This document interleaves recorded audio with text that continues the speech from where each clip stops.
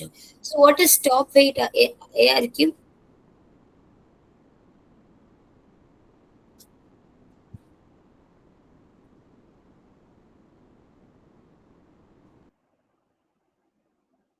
We send the Guys, packet for RTT. yes. Are you? Did you ask about stop and what is stop and wait? Hi, yes. Yeah, we send a packet for per RTT. No, your voice is not clearly audible. Could you please speak again? Okay. We send a packet or we transport a packet per RTT, per round trip time. Yes. So let's say here what we need to find is the packet transmission time need to be found, right? And what are the things are given? RTT is given. Yes. And then link utilization, that is 5%, which means 0.05, right? Yes. Isn't it? So how will you calculate this? So first we have to take us. What is the formula for that, ma?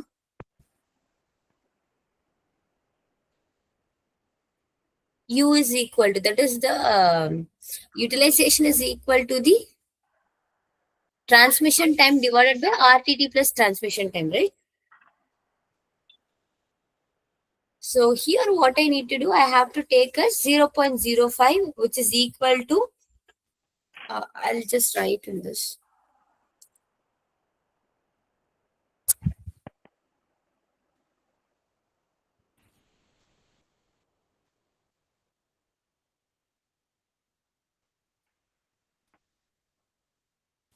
Is my entire screen is visible now?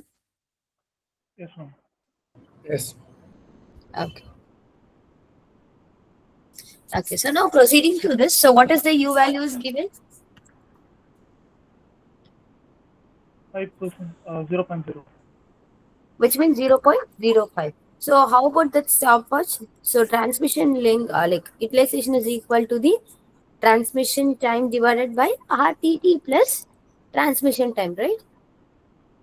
So here we have the transmission time and the link utilization, which means 0.05 is equal to, let's say I'm taking as T itself. Here I'm taking as 95 plus TX. So on solving this, what will we get, people? So let's say I'm keeping TX on one side and we'll give it like 0.05 into 95 plus 0.05 TX, right?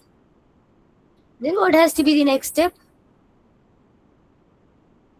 On multiplying this, what will we get, ma'am? 4.75.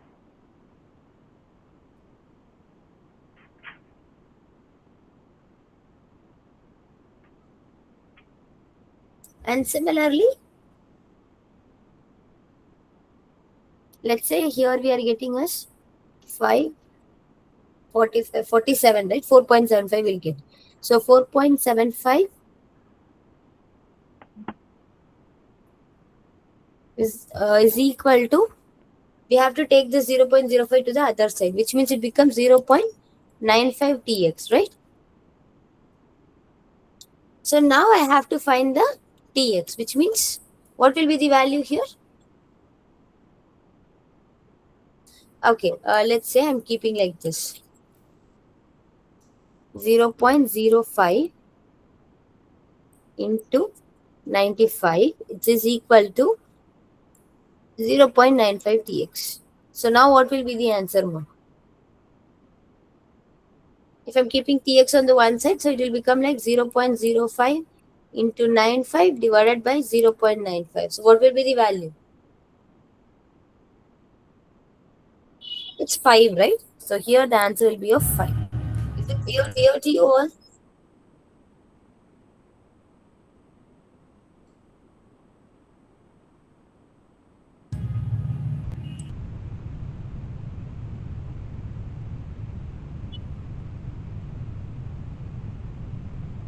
And here comes the next question.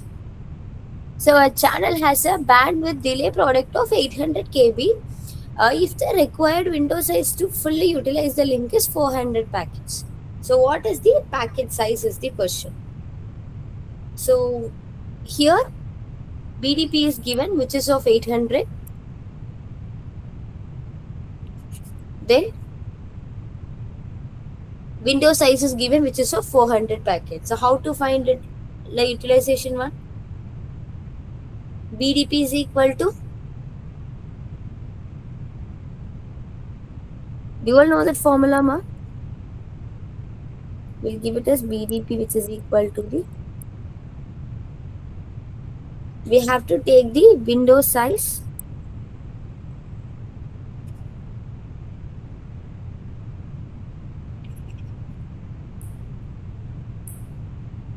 So we have to take it as window size, which has to be multiplied with which one? The packet size. Okay, so now we need to find the packet size. So packet size is equal to BDP is 800 divided by 400 packets. So what will be the answer here? 2. 2. Yes. So here we have to give it as 2. And the next one is in the go back end protocol with the window size of 4. The sender transmits packet 1, 2, 3 and 4. Suppose packet 2 is lost. Sorry, but the packets 3, 4 are received correctly at the receiver. When the timeout occurs for packet 2, how many packets will the sender be able to resend it? So what is go back end protocol? What is go back end protocol?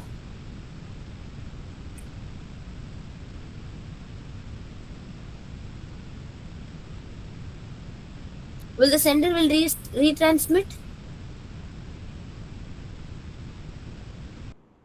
Let's say the packet 2 is lost. So what it will do? It will resend from packet 2 to the till the window size values. Yeah. Okay, so what will happen? Let's say here 2 is lost, which means from 2 it will start to send. First it will send 2, then 3 and then 4. So this will be the answer for this. Okay.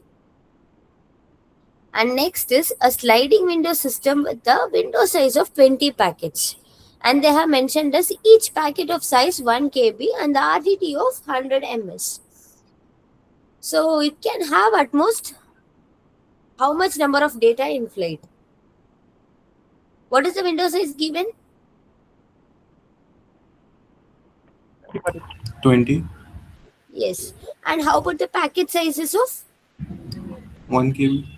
Yes. So, and they have also mentioned the RTT as well. So, how to find the maximum data in the in-flight data? Maximum in the in-flight data? Window Packets size into? packet size. Yes. There is window size into the packet size, right? Which means 20 into 1 will get the value as 20. Then, what is selective repeat ARQ?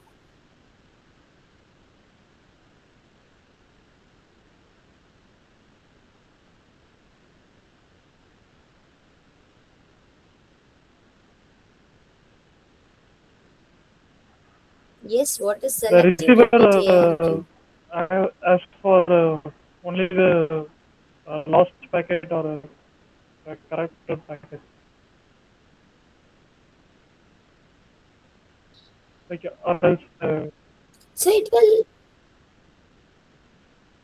it will make sure that all the packets are like it will ensure that correct and efficient delivery of frames over the unreliable channels, right? So the sender will send the multiple frames before the acknowledgement, right? yes. If something is lost or corrupted, what will happen? Only that specific one will be retransmitted, right? Yes. Yes. Yes. And here each frame will have a sequence number as well. Okay. Is these things clear? Okay, so now what they have given in selective repeat, the window size is 5. We need to find the minimum sequence number space. So generally how it will be? Sequence number space will be twice of the window size, right?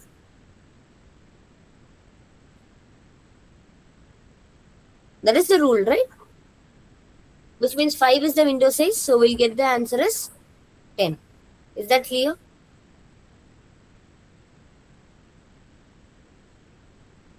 Okay, so the next question is, we have a 10 Mbps link has a probation delay of 250 milliseconds. And they have given that if each frame is of 200 bytes, what is the maximum data rate is achievable? So what are the things are given here? Bandwidth is given, that is 10 Mbps. Then frame size is of 200 bytes. And propagation delay is of 250 milliseconds. So first we have to find the transmission time, right? So transmission time is, we have to find the frame size into bits. So 200 bytes will be converted to how much bits, ma?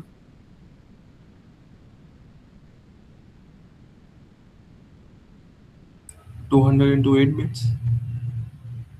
1600, right? So 1600 bits will be there. So then what we have to do?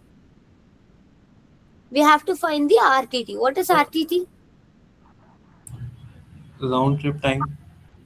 Yes. So how will you calculate using the propagation delay? Twice of propagation delay. Yes, that's it. So we will get the value as 500 milliseconds. Okay, so what will be the total cycle time? So we have a transmission time in bits. If I convert it to the milliseconds, which means I have to take 10 to the power of 7, right? So I'll get it as 160 milliseconds. This is of 500 milliseconds. So on total, adding total, what will be the total cycle?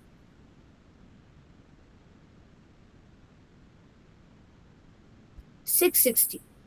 Okay, we have a RTT. We have to add it with the transmission time. Now we have to find the throughput. So what is the throughput value?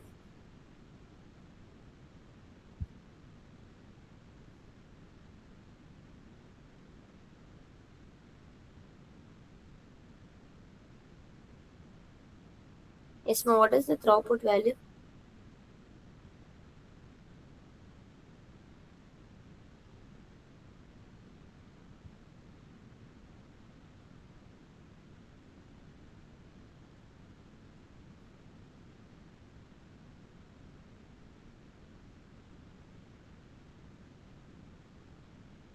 Yes, how will you find the throughput value, ma'am?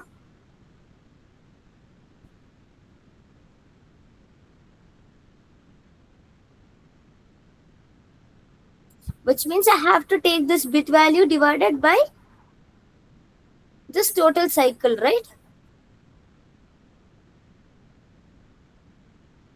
So what will be the value?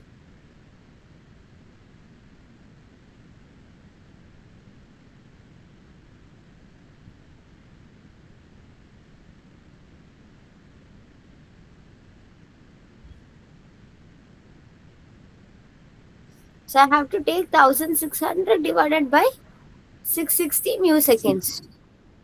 So what will be the value here? It will be like twice. Because 660, 1600, right? So I'll get twice. Then, so it will be of 2.42, right? Yes. So this will be the value here. So here is the next question, ma'am. That is, if you are designing a sliding window protocol of 1 Mbps, which has a one-way delay of 1.25 seconds, assume that each frame carries 1 KB of data. So what is the minimum number of bits you need for the sequence number? So what are the things we got? bandwidth, one-way delay. So how will you find RTT? 2.5. Yes, RTT is twice the one-way delay, which means what is the value we'll get? RTT value is 2.5. 0.5. Okay. So next is frame size. Frame size is what? 1 kbps. 1 kb, which means 8000 bits. Okay. And now we have to find the BDP first, then using which we can find the sequence. Because sequence, okay, first for BDP, what is the thing? Bandwidth into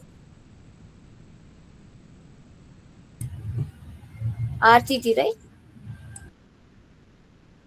Which means I have to take this 1 Mbps, which has to be multiplied with this 2.5. So what will be the value? If I convert this 1 bits, 1 Mbps, what will be the value?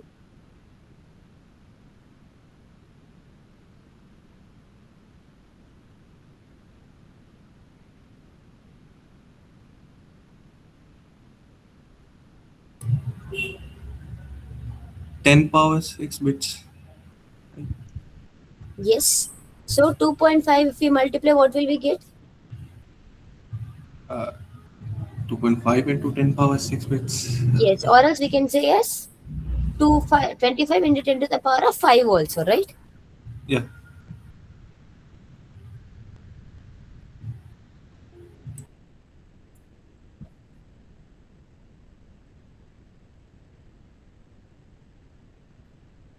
Fine. So next what we need to find? As of now, we have found the BDP. Next is frames in the pipeline we have to find. That is, this BDP has to be multiplied with the number of data the each frame carries. So sorry, we have to divide it, right? Not multiplication, it has to be division. Yes. Yes. So on dividing 25 divided by 8, what will we get?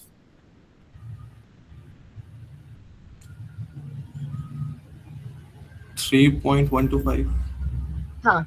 Which means let's say we can take it as 312.5, which means approximately we can take it as 313. Okay. So now we have to find the sequence space. So using this we can twice it, right? Which means we'll get it as 626. So now 2 to the power of which n value will get the 626?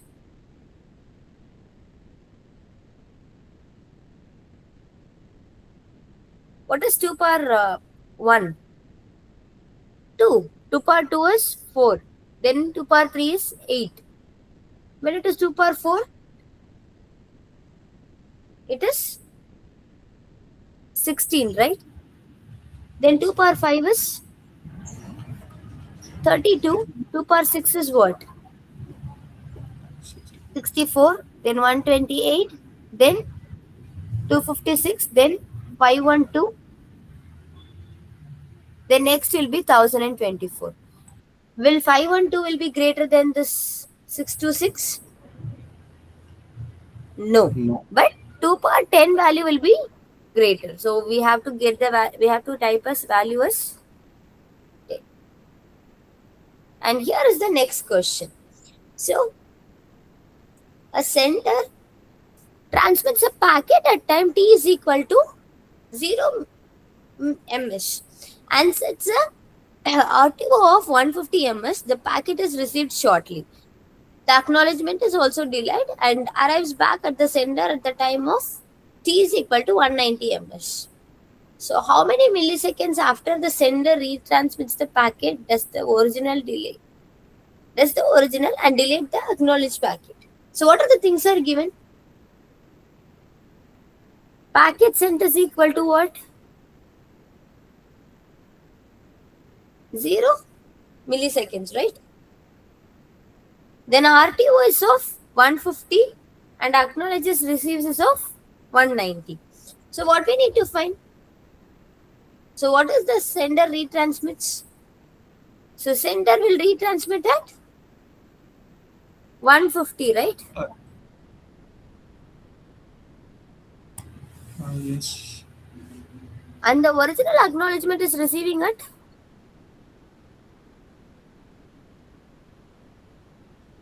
190. So what we have to do?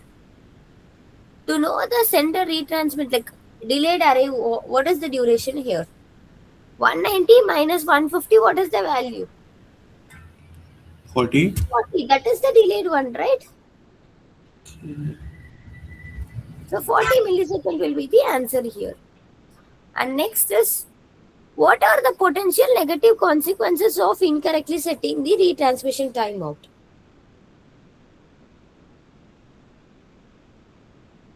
If the RTO is too long, what will happen?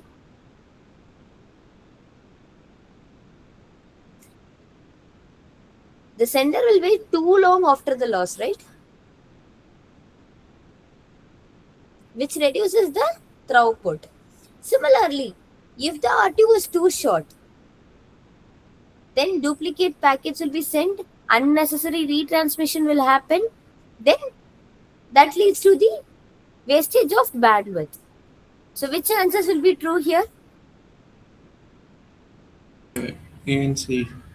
Yes. Okay. And the last question for this session is, the link parameters are 12 Mbps link rate and 100 millisecond RT. And stop wait protocol achieves the, sorry, it is sliding window, right? Yeah. Its sliding window achieves an effective rate of 120 kbps. If a pipeline sliding window protocol is implemented with the window size of n is equal to 20, what will be the new theoretical maximum effective data transmission rate? So what are the things that are given here?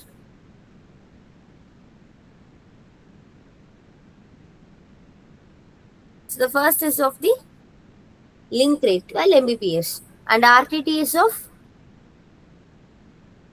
100. Then sliding window protocol is of 120 kbps. So we have to take the stop and wait utilization, right?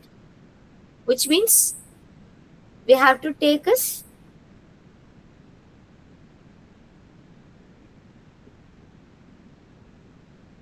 what we need to take. We have to take this effective rate and then this link rate, which means 120 divided by 12. What will be the value? And moreover, this 12 is of Mbps and this 120 is of kbps. So what will be the value?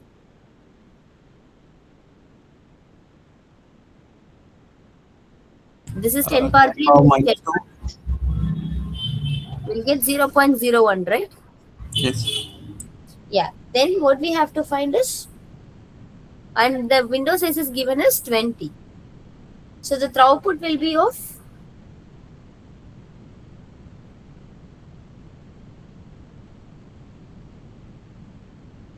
this 120 into 20 times, right? Yes. So what will be the value?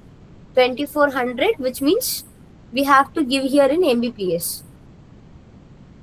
So it will become 2.4. Okay. Okay. All right, people. Do you have any doubt in this?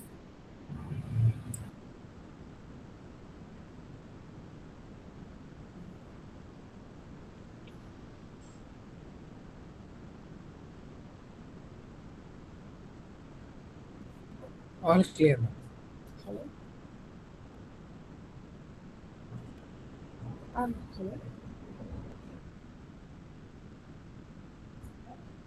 Hello. Hello, Omya, your practice session is over, right? Huh? Yeah, what happened? Hello. Yes, Shubhendu sir, it's over. Okay, Sarath, you can just cover the summary or demo. Yes, sir. I will cover the summary. Yeah.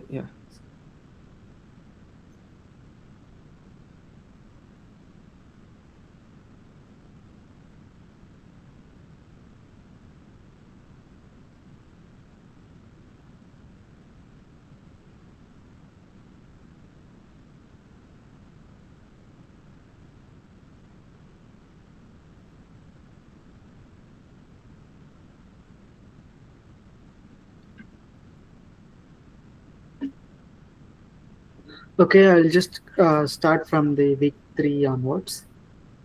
In the OSI layer, or else in the TCP layer, the first layer is the above layer is the application layer. Now we are coming to the fourth layer, transport layer, which is this is the layer which gonna run on the end systems. Yeah. This is the one which gonna run in the kernel part. And in transport layer, there are two main protocols, TCP and UDP. Okay. Yeah.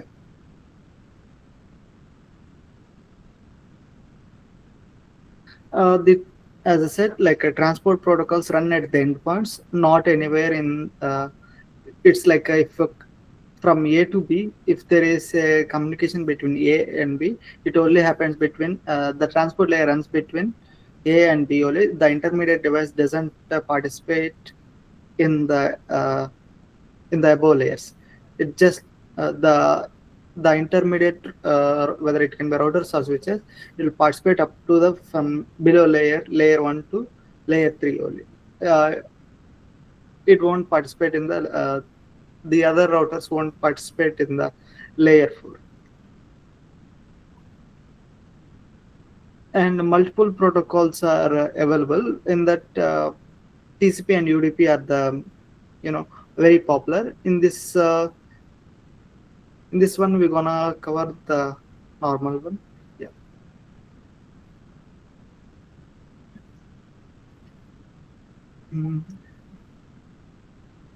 Here, as you can see, yeah, network layer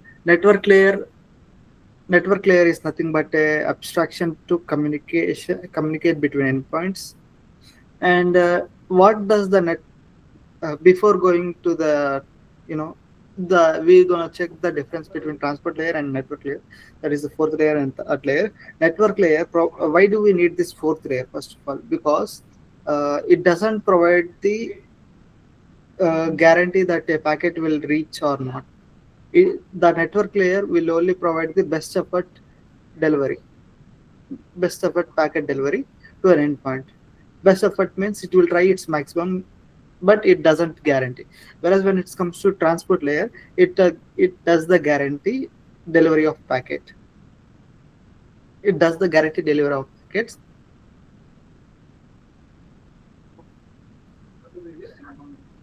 And to identify a single conversation in the to uniquely identify a single connection between the in a whole system, like we have a computer, right? In a computer there are a lot of connections are like it can be right now multiple connections are happening. Like for example, this is the a connection made with the Google server with respect to the Google Slides, and there is this Google Meet. So for each one, for each connection uniquely identifying, there are 5 tuple is needed. Why here it is shown as 4 means by default there is the fifth one is protocol. Which protocol you're going to use? Commonly textbooks will say 4 or 5 tuple. In the 4 or 5 tuple, the first one is source IP and source port, and the other one is destination IP and a destination port, and there would also be a fifth one. It is the protocol, whether it is a TCP or UDP protocol which you are using. And the source port in the sense like it is not a physical port. Physical port it is not a hole in your computer where you insert the like a USB or other sockets. That is the hardware port. What we are talking about here in the sense here port means it is a logical port where it is a imaginary one, but and these ports exist from port 0 to 65,535 ports. This is the range, and from the 0 to 1024, first 1024 ports are some well-defined ports which will be used for certain communication. But one of the port is like, for example, port number 80, which is used for the HTTP communication. This is the port well-established port, and there are even other ports like SSH. SSH runs on the port 22. So these are well-defined ports. Like why we are saying well-defined means, like for imagine some like there is this server, a server, and there are multiple connections. Okay. For example, let us take analogy. For example, there are multiple students all over the India, and they want to come to the IIT Madras, and or else like communicate with the ICSR building. Okay, in the IIT Madras, ICSR is the main building. So how do you guys? How does the communication will happen? Because how does the communication will happen? First, we're gonna write a letter, or write a letter from your home address to a certain like only to the well-established address. We know the address like IIT Madras, and then in that one there is this ICSR. It is the building. So you know that where where in the ICSR also you don't go to the some random floors. You just go to the third floor. That is the well-known. But if you don't, and we have given this information beforehand.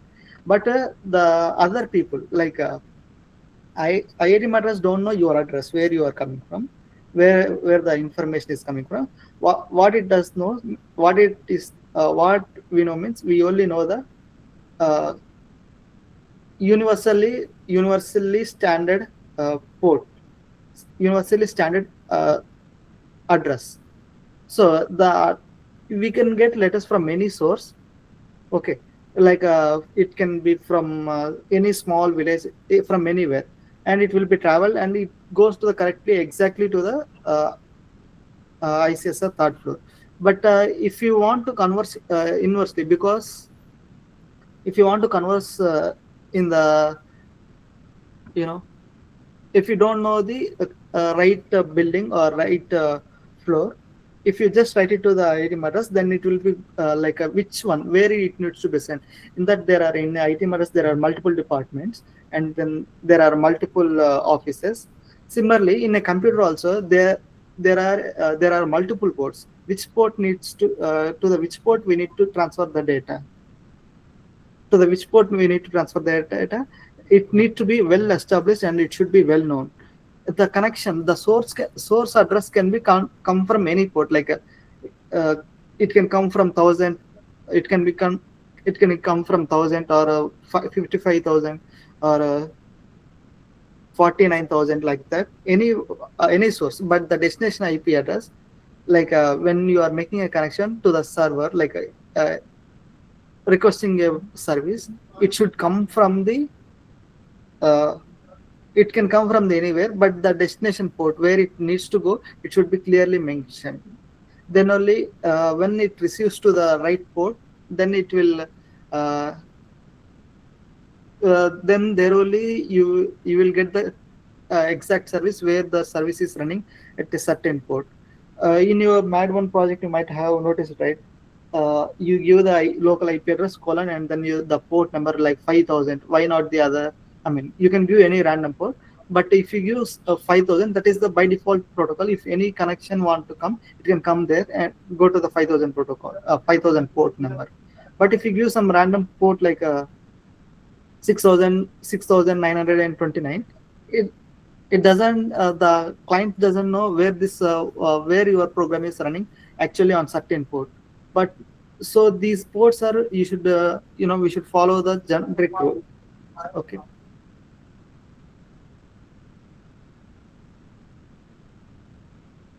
And TCP is a connection based, like for each packet we have a sequence number, and we know which one is which. Whereas when it comes to UDP, it doesn't have it is a connectionless it is a connectionless protocol. Whenever a packet will be sent, like it doesn't have any sequence. It just randomly we'll get the data, we'll collect the data and we'll arrange it ourselves. Whereas when it comes to TCP, a sequence number will be there and we'll receive it and we'll arrange it in the proper order and we'll send it to the above layers. And TCP is good for the contextual data transfers and long-term transfers, like HTTP and file transfer. And whereas UDP is for just a single request and response flows. For example, DNS. We just gonna request the IP address of a certain website, we'll get it, and that's it. It is not required a connection to be established and securely made. It's just a single request and we'll get a response. That's it. We doesn't make any more any more requests, right? So that's why it will DNS uses the UDP by default. And TCP guarantees the reliability in the mean, like if a packet is lost, we'll make sure it will come back. We will make sure the packet won't be missed. Like in the next flow, so in the next attempt also it can come back. Whereas when it comes to the UDP, it doesn't guarantee. It just we'll just send the data. If any packet is missing from it, then we'll just request it. It doesn't guarantee both the source and destination. The one from the source where it was coming, the packets are coming. It doesn't care. It just sends the data. It doesn't keep track of whether it has received by the destination or not. Whereas TCP, it keeps the track whether this packet 1 has reached or not. Similarly, packet 2, whether it has reached or not. And TCP maintains the ordering. Ordering in the sense, these packets, a packet will be traversing through the multiple routes in the internet, right? So some packet number 1 may come like a few packets before, after receiving packet 3 and 2 and 3, and then we have received the packet number 1. So it is unordered. If you give directly the data to the above application, the application will corrupt.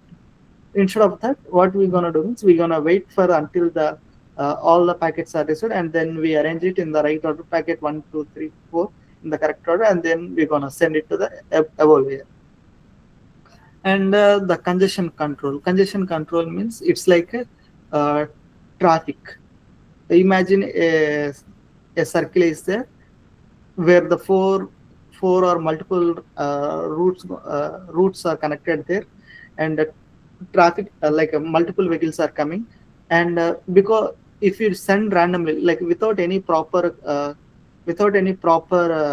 details about whether the traffic is huge or not, if you're just gonna send like 1,000 bikes on the 1,000 vehicles on a way, and in the moment it gonna reach the blocking point, it's just gonna stuck there, and the road will be completely blocked, right?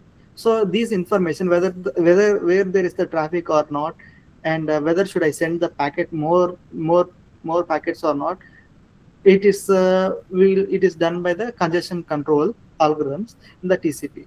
Whereas UDP it doesn't have any congestion control. The data will be sent, and once the data is like blocked at the network layer, packets will be dropped. And source, it doesn't care, UDP protocol. If the packets which are missing, the source will the destination end system will ask, I have not received these packets, can you resend again? Then the client will send again. It doesn't bother whether it is received or not. Only the destination will ask. Yeah. And this is the information which I have said previously about the ports.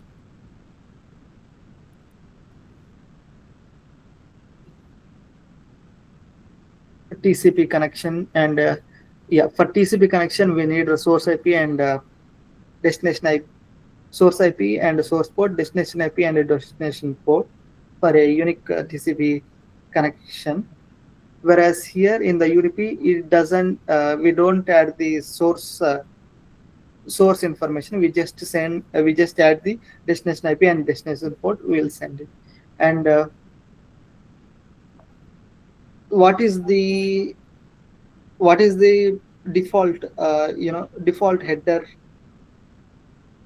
like a header size in the TCP. Does anyone know?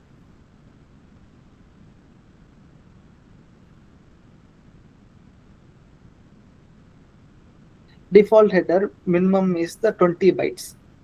This is the one information, like where there is a numerical questions most of the time with respect to the TCP header. You need to know this value 20 bytes. The minimum header, like even if you just send a blank data, there is nothing in the data. You just send the data. You just send a packet in the using the TCP protocol. The header will contain minimum 20 bytes, and on top of the 20 bytes, then if you want to add extra data, like extra calculations, then there will be extra flags. All these things will be set, and it will go up to the maximum of 60 bytes. Header, I'm talking about the header size. After this header only, we attach the data. Okay. Whereas when it comes to UDP, UDP header has 8 bytes. 8 bytes, and that is fixed, no minimum or no maximum. Because by default here, source, destination IP, and destination port, these will take 8 bytes. I mean, how should I say? 16 bits. Destination IP will take 16 bits, and here 16 bits. Total how much? 32 bits. 32 bits, that is equal to 4 bytes. Yeah, 4 bytes, and the remaining 4 bytes is the length, like a packet length. There will be some extra more, that is length and checksum. And the UDP, there is this checksum, which is a critical one. Length will have another 16 bits, and similarly checksum will also have the 16 bits. Total, these also come under 4 plus 4, 8. Whereas when it comes to the source, TCP, why we, as I said, like a minimum 20 bytes, right? One is the source, it is a 16 bits, and the destination and destination IP address also. Just give me a minute. Yeah, source port will be 16 bits.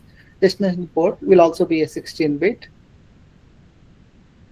Yeah, maybe I'll just go through over it. It's just a 20. The main thing you need to remember about TCP is TCP minimum header length is 20 bytes, and maximum is 60 bytes in the header. Whereas when it comes to the UDP, it is 8 bytes fixed. Yep.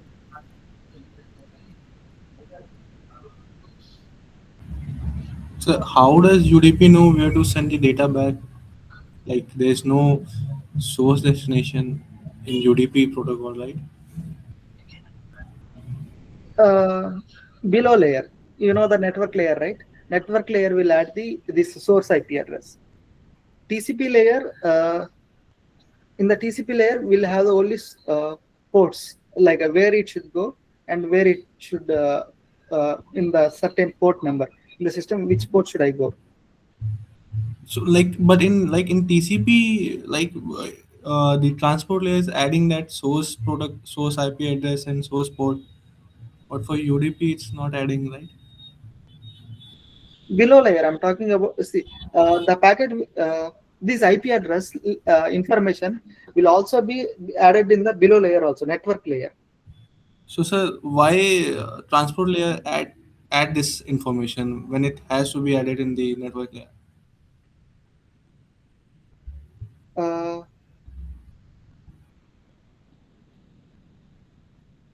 So sir, so UDP also has the same header, and TCP also, like same 4 necessary items: source address, source IP, source port. Like all 4 things are there in UDP also and TCP also. Okay. Like no, I'm asking sir. Uh-huh. Whereas when it comes to TCP has extra bits, like flags will be there. Whether it is you know, maybe Yeah. I'll show you the header.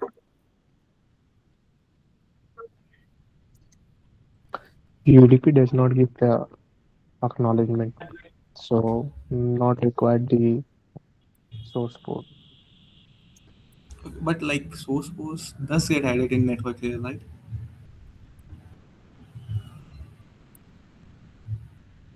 So what I mean is like if it does get added in like network layer, why doesn't it get added in transport layer? Are you able to see the, you know, I'm sharing from the Yes, yes. test code. Yeah. So this is the TCP header, and you can see, right, extra sequence number. Yeah, this is the extra bits where the extra data will increase, right, when compared to the default UDP. UDP will has just a source and a destination port, and the length, how much data is added in here, this data length, all those information, and a calculation of checksum, how much with respect to the data, what is the value. Whereas when it comes to TCP, here it has extra bits. This is the sequence number where it shows, where it keeps the track for the ordering. Previously I have said, right, order delivery, that order delivery will achieve using this sequence number. And this is the acknowledgement number. Why this is acknowledgement number here is like which packet we have received and which packet it is not received. It is sent by the both, you know, the acknowledgement number will be both used by the source system and source and destination system. For example, a packet has been we have sent, and in the, for example, this is the first packet, like a data one. Here we are adding that sequence number as 1000. Okay. In real world communication, it will use the random value, and from there onwards it will just add the data, how much data size, how much packet information. It just increases the value. Okay. It takes from the random value. It starts from the random, usually in the real world TCP packet. For example, let us assume 1000, and we'll send the 1000 number packet, and along the 1000 number packet we'll send continuously 2-3 more packets. Now 1001, 1002, 1003, 1004, 1005. These 5 packets are sent. Okay. Now system, the destination has received packet number 1001, packet number 1002, packet number 1004, packet number 1005. Okay. This it has received 4 only. It has missed the packet number 1003. Okay. Now when it needs to send that, now what the destination will do means, it will just keep track how many packets it has received in the order. I have received packet 1, I have received packet 2. Now I have missed the packet 3. Before missing the packet 3, I have received even packet 4 and 5. So it is the missing one. So in the acknowledgement number, what it will ask means, I have not received the 1003.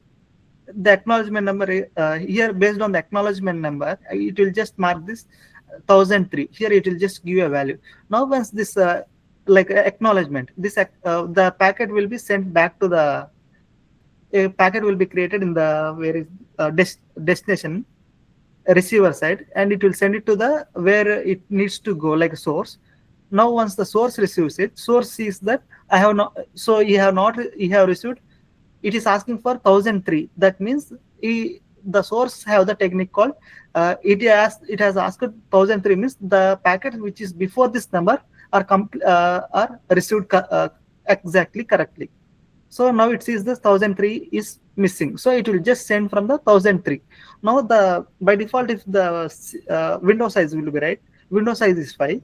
Now it has since it received the two packets before the 2 packets, 1001 and 1002. Now it will just move the window sliding window. It will move to the from 1003 to next 1000. 3, 4, 5, 6, 7, 8 until the 8. Now it will send this 8 packets. Now out of these 8 packets, now the 1003 packet has correctly gone and received by the destination. Okay.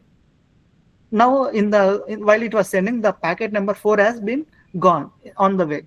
But still, the good thing is previously the destination, the destination server has kept the packet number 4 and 5 as a side, kept it aside, and it was just waiting for the packet number 3. Once the packet number 3 is received, and even though the packet number 4 has gone, still it has the previously received packets, so it will just keep there 4 and 5, and it has received 6 and 7. Now if it has lost 8, now once again it's going to send it back. Got it? And the information, like it is in the, these protocols didn't came up as simple way. It has evolved from one after the other. First one is what is the first one? Can anyone say? Basic one. First one, sending one packet at a time. That is stop and wait protocol. Okay, now at any time, stop and wait protocol, we are just sending only one packet. The problem with one packet means you are just sending only one packet at any point of time. Only one packet is on the flight, so data the bandwidth is wasted. So to overcome this, what we're gonna do means we're gonna send the n number of packets. Okay, that is the set of packets. Now we're gonna send the set of packets.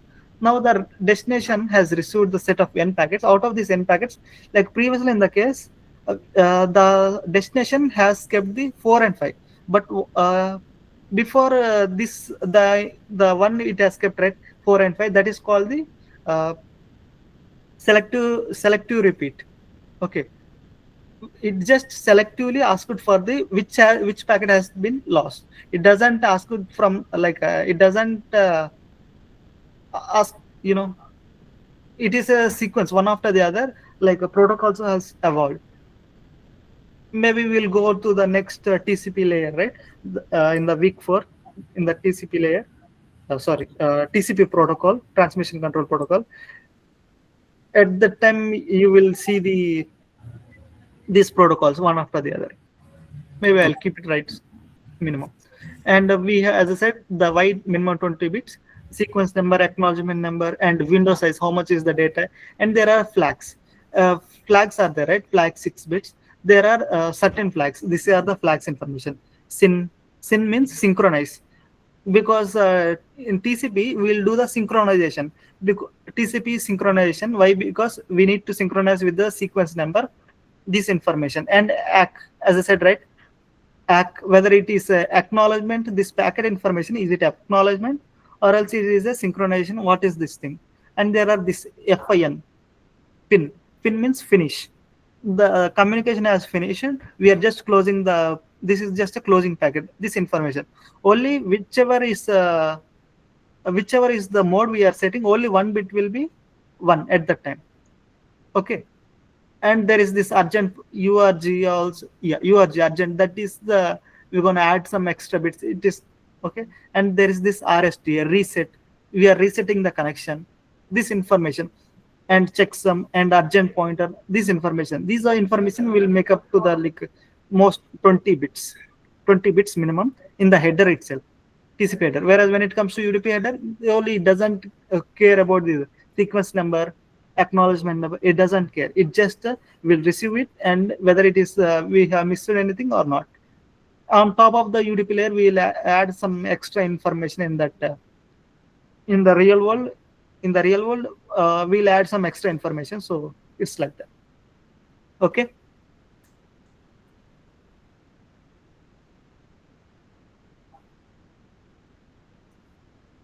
UDP protocol. Yeah, we are going with the UDP protocol currently now. And this is the RFC 76A. This is the RFC name, request for RFC meaning request for comments. Does anyone have any doubt? Sir, can we continue by next class, sir? We have another live session also. Okay, maybe I'll stop this here. Yeah. Okay, then we'll continue in the next class. Okay, then. Good night, all. Good night, sir. Thank you. Yeah, good night. Thank you, sir. Good night. Thank you. Good night.